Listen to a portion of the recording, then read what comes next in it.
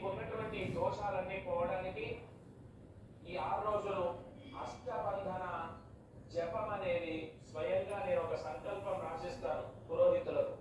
మీ గోత్రం, మీ పేరు తీసుకొని, ఇప్పుడు మీరు పుట్టింది సాయంత్రం 6 నుంచి 6:30 అక్కడ కూడా మనకు క్లారిటీ వచ్చింది. 2 సార్లు రీఛార్జ్ చేస్తే అంటే మీరు పుట్టింది 6:21 పుట్టారు సాయంత్రం.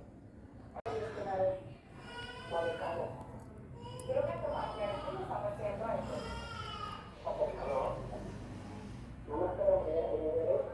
నమస్తే, జయ గురుదత్త. చెప్పండి, మీ డేట్ ఆఫ్ బర్త్ చెప్పండి.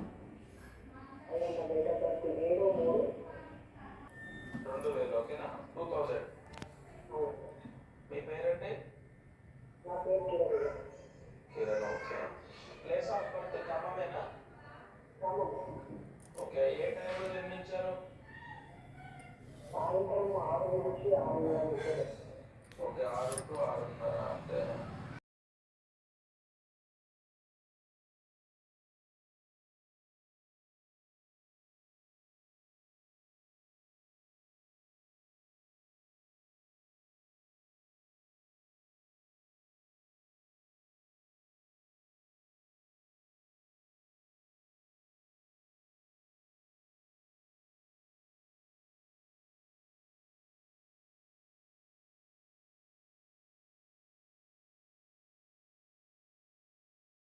అచిన కాలంలో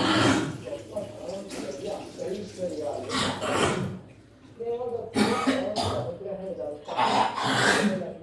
కృతజ్ఞతతో ఉన్నాడు.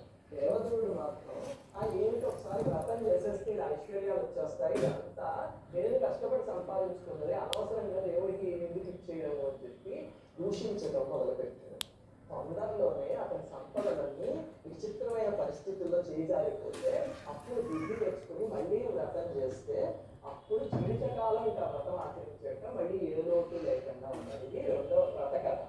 ఇది వినగానే మనకు అనిపిస్తుంది ఏమిటండి, దేవుడిని ఒకసారి పెట్టగానే దేవుడు ఇలా శిక్షించేస్తాడా, మళ్ళీ ఒకసారి వ్రతం చేయగానే సంపదించేస్తాడు, ఎంత దారుణం ఏమిటండి దేవుడు. ఇది అది కాదు, గుర్తుపెట్టుకోండి. ఇక్కడ ప్రకృతి మనం ఎప్పుడైనా అహంకరించామంటే, అంతా నా నిర్వాహమైన అహంకరించామంటే ప్రకృతి ఒక మొట్టిగా జీవితంలో ఎప్పుడు చూడండి ఎంత మనం చేయగలిగింది. ఒక అపార మేధస్సు ఉన్నవాడు ఉన్నారు. ఎగ్జామ్కి వెళితే 100 మార్కులు వస్తాయి.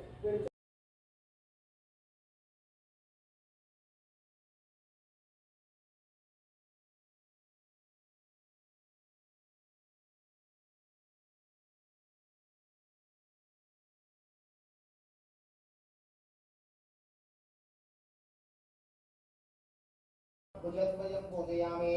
ओम कंबुकंठे नमः कंठं पूजयामि।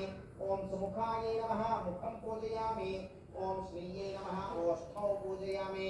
ओम सुनासिकाय नमः नासिकां पूजयामि। ओम सुनेत्राय नमः नेत्रं पूजयामि। ओम रमाय नमः कर्णौ पूजयामि। ओम कमलाय नमः शिरं पूजयामि। ओम श्री महालक्ष्मी देव्यै नमः सर्वाण्यङ्गानि पूजयामि। अंग पूजा देव स्वामी ओम पद्मालयाय नमः नाभि पूजयामि। ओम